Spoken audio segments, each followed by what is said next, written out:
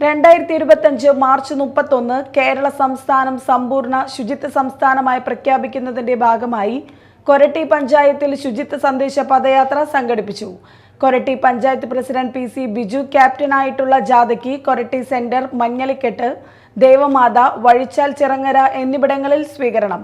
ജാഥയുടെ ഉദ്ഘാടനം തൃശൂർ ജില്ലാ നവകേരള ശുചിത്വ മിഷൻ ഡയറക്ടർ ദ്വിതിക സി നിർവഹിച്ചു.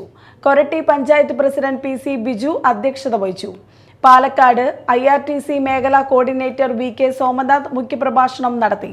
പഞ്ചായത്ത് ശുചിത്വ പ്രഖ്യാപനത്തിന് മുന്നോടിയായി ഹരിത സ്ഥാപനങ്ങൾക്കുള്ള അവാർഡ് പ്രഖ്യാപനം, ശുചിത്വ കവല പ്രഖ്യാപനം, കൊരട്ടി പള്ളിയെ ഹരിത തീർത്ഥാടന ടൂറിസം കേന്ദ്രമായി പ്രഖ്യാപിക്കൽ, ഹരിത അയൽക്കൂട്ട പ്രഖ്യാപനം, ഹരിത അംഗനവാടികൾ, ഹരിത ഗ്രന്ഥാലയ പ്രഖ്യാപനം എന്നിവ സംഘടിപ്പിച്ചു.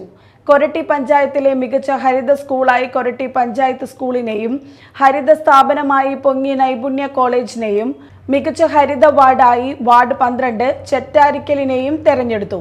ശുചിത്വ മാലിന്യ പ്രവർത്തനങ്ങളിലെ മികവിന് കൊരട്ടി പഞ്ചായത്ത് ഹരിത കർമ്മസേനയെ ആദരിച്ചു.